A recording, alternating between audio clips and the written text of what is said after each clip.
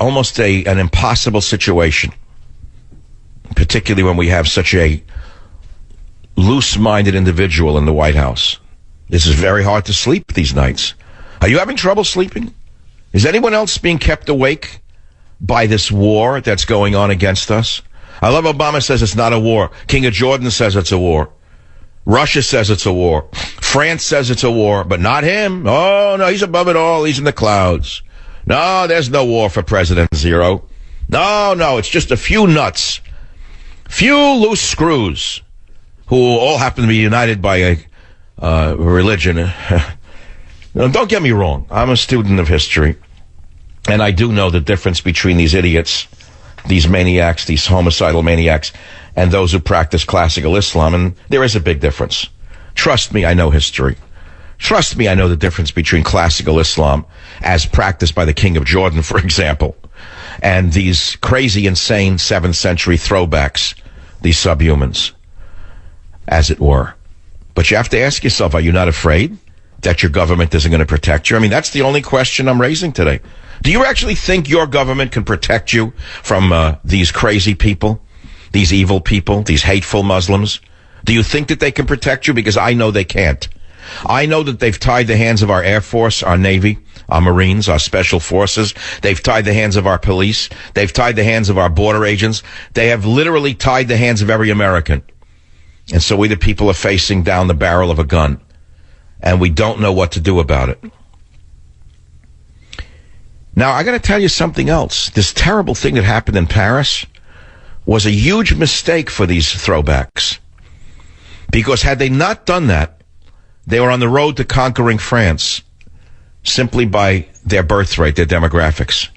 They could have taken over all of France were it not for these subhumans, because there's nothing human about them. Anyone who would walk into a cafe with a machine gun and execute them is a subhuman. They've fallen below the level of a human being. Anyone who would execute young girls who are at a dance as they're screaming and enjoy the bloodshed is a subhuman. You have to ask yourself, how did they get that way? You really want to analyze this? How do they reach that point? We learned that one of them, the so-called mastermind piece of garbage, according to his ex-wife, they were given €1,000 a month to live, I think, in Germany. I'm not sure where. France, wherever they were.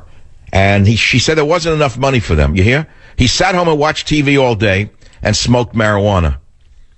Now, how did he go from being a slacker loser to becoming a homicidal maniac? What is it that happened in his mind that twisted his mind to enable him to engage in such horrible acts? Where did he get the ideas from? Well, we hear that they're recruited online. And what are they told online? What is the justification online for their future acts of terror? The Holy Book itself. What Holy Book? The Old Testament? No. The New Testament? No. The teachings of Buddha? No. The teachings of the Hindus? No. Why, it's the Holy Book itself. They get the ideas right out of the Holy Book. Now, I know that even though the Holy Book that they use to justify their insane murderous acts contain over 112 references to kill the infidel, I'm sorry to tell you that. Now, I've also been very fair on this subject because I have in my hand a copy of the Old Testament. I've seen the vile hatred in the Old Testament as well. I've said it. I'm not saying it for effect. I'm originally a scholar, and I use my scholarly mind to tell you the truth the best I can. So when I pick up the Jewish Bible, the Holy Scriptures, the 5 books of Moses, I see hatred in there. You go read Leviticus. I've read it over and over again. She's an adulterous killer, a gay killer. This killer, and turn the garment, and look in the garment, and a louse killed a louse. It's amazing, the hatred in Leviticus. Any beast of which you may eat, this and that. Fire and brimstone. But the fact of the matter is, people have evolved beyond this. They don't follow the teachings as though they're literal. I know Orthodox Jews. I don't hear them talking about bombing places where people congregate and do things that they find detestable. They say, let them do it, and God will punish them. And I'll do the right thing, and they can do the wrong thing. And that's what they do. They live in Sodom and Gomorrah, but they don't hurt anybody in Sodom and Gomorrah. And they know the difference between the law of the beast and the law of man. And they don't practice what Leviticus says to do to gays and to adulterers, for example. But unfortunately, there are millions and millions of people who take the Quran literally and still follow this 5,000-year-old book, which was then modified, let us say, by their prophet. And they take it literally. And so as a young Muslim woman who's been trying to get the message out has said to the world, only a reformation in Islam can save the world from these madmen. You know that there is no reformation. There's been no reformation in Islam. Jews went through a reformation. Christians have gone through reformations. But there's only one religion that's never been reformed. They're living in another universe, another time. And so let's put a litmus test on the refugees that Obama seems to embrace and tells us they're all women and children. How many of them embrace their holy book as though it's the literal truth? That wouldn't be a bad question, would it? Would that be a bad question to ask during the so-called interview process that they're not conducting? Like, do you read the Quran, yes or no?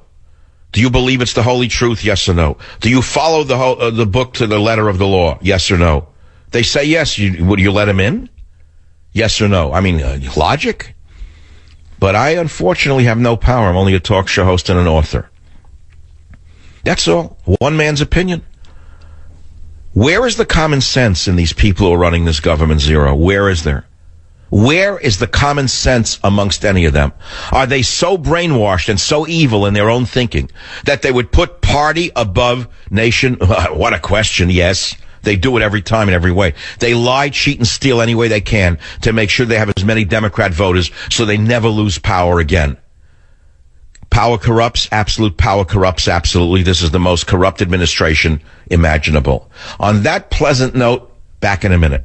Join the Savage Nation. Call now. 855-400-SAVAGE. 855-400-7282. Savage. Hey, our Savage Nation is sponsored by SwissAmerica.com, the only company I trust for wealth insurance, gold and silver. Call 800-BUYCO. So, are you having trouble sleeping over the terror attacks? Do you fear that your government is not protecting you? Do you know what must be done to protect America? Are any of these questions at all operational in an American mind that's filled with people like Howard Stern, sports, strip teasers? Does it even cross your mind that you're in danger when you listen to such ludicrous garbage? Is your hat on backwards? Do you have any idea what's going on in your country? Well, I don't know if the people even know what happened. They're French, man, they say, it ain't going to happen here. We got a real tough guy in the White House. He'll protect us. Let them all in. They're just a bunch of racist white crackers that don't want in people of color. That's all. That's it. Is that what you're going to hear at the Thanksgiving table from your liberal moron relatives? We already heard it today. There's the Washington Post put out the propaganda sheet. Most Americans opposed admitting Jewish refugees before World War II. As if there's a comparison between Einstein and all of the others who were brought into this country and the unvetted refugees coming in from Syria. You're telling me that there's an Einstein amongst them? Who is he? Have you identified him? Have you identified any sterling individuals who this country really needs amongst that pack of Syrians that are coming in? Have you found any of them yet? Have you heard about him? And Einstein, who we wanted to bring in? Or anyone like that? Where are they? Don't you understand how ludicrous this is, that liberalism, the mental disorder, continues to justify itself, even in the face of obvious failures? Another hour. Be here or be nowhere. Join the Savage Nation. Call now. 855-400-SAVAGE. 855-400-7282.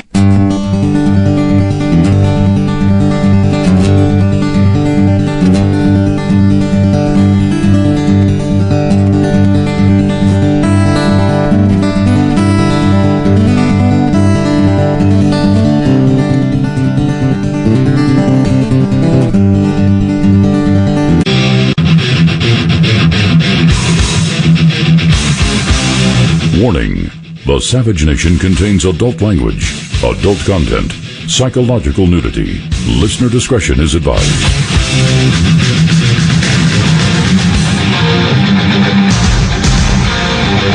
And now, America's most exciting radio talk show, The Savage Nation, home of unprotected talk, borders, language, culture. And here he is, Michael Savage.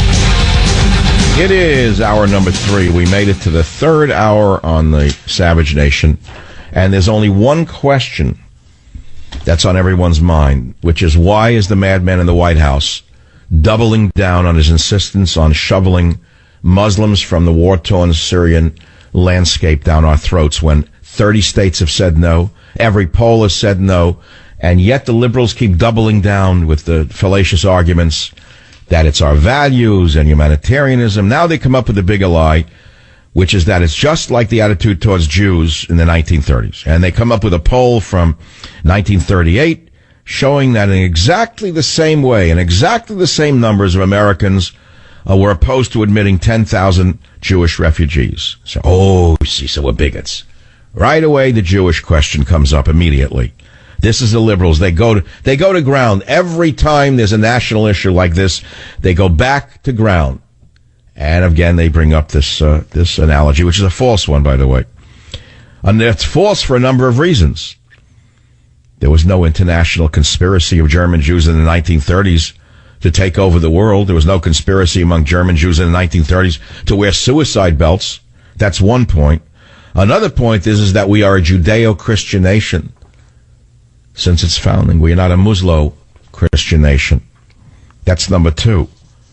No plans of jihad amongst Jews in the 1930s. No secret chats amongst the Jews of the 1930s to machine gun people in cafes, sporting events, concert halls. As you well know, it's a big lie. And again, they're trying to use the victims of the Holocaust to push their illegitimate liberalism. You want to join the conversation on that? Go ahead. Here's another story that's it's very disturbing. I mean, these are disturbing times. Did the U.S. let the mad Muslim kill in Paris? That's my headline. Why? Because a story came out last night that said U.S. intelligence assessed last May that foreshadowed the complex ISIS attacks aimed at the West. An unclassified May 2015 intelligence assessment published by the Department of Homeland Security's Intelligence and Analysis Directorate warns of ISIS's potential for carrying out complex attacks against Western targets. And even singles out the man believed to be the mastermind behind last week's terror attacks in Paris. So in other words, the FBI and DHS singled out this vermin, this subhuman. They singled out the subhuman as a dangerous man, and they did nothing about it. So the question, it begs the question, did the U.S. let the mad Muslim kill? If they knew that he was a bad guy who was liable to go off, why didn't they detain him? Which leads us round to the same point I've been making for days. Why is there no preventive attacks right now by the FBI and DHS breaking in doors like they did in France and pulling them out by their filthy scarves before they kill some of us? Why is it that the French finally went and broke doors down and blew up an entire floor of that rat's nest to kill the bad ones and get a few of them out before they blew up Charles de Gaulle Airport, or they were going after the Charles de Gaulle Airport or a supermarket? The FBI knows that they're about to strike. Why don't they break down a door and drag them out and throw them into a dark cell and let the ACLU go to hell? Take the ACLU and throw them in the cell with them, and let the ACLU have their friends with them in the cell. Let's see how they treat them. The ACLU boys from NYU and Stanford. Throw them in a cell with the members that they're going to protect, and let them spend a few nights with them, and see how well they're treated. Well, you know it's not going to happen. You know it's not going to happen. It's just raging against the machine of insanity. That's all I do every day. Yeah, I am lucky I have a podium where I can vent what you're feeling. You know that you're thinking the same as me, even if you won't admit it. You know you're thinking all of these thoughts. Any rational person would be thinking this way. But you're not expressing it because you're afraid. You've been intimidated. You've been bullied. That's right. Liberals are bullies. Did you know that? They've bullied you into not even expressing your own thoughts. They've bullied you. And so if you express common sense about protecting yourself and your family, they bully you. They name your name. Also, we had Donald Trump on in the first hour. If you missed the interview, too bad. I don't know where you're going to catch it. I asked him, what would you do right now to stop ISIS if you were president? I asked Donald Trump, when you are president, would you deport all of the Muslim refugees that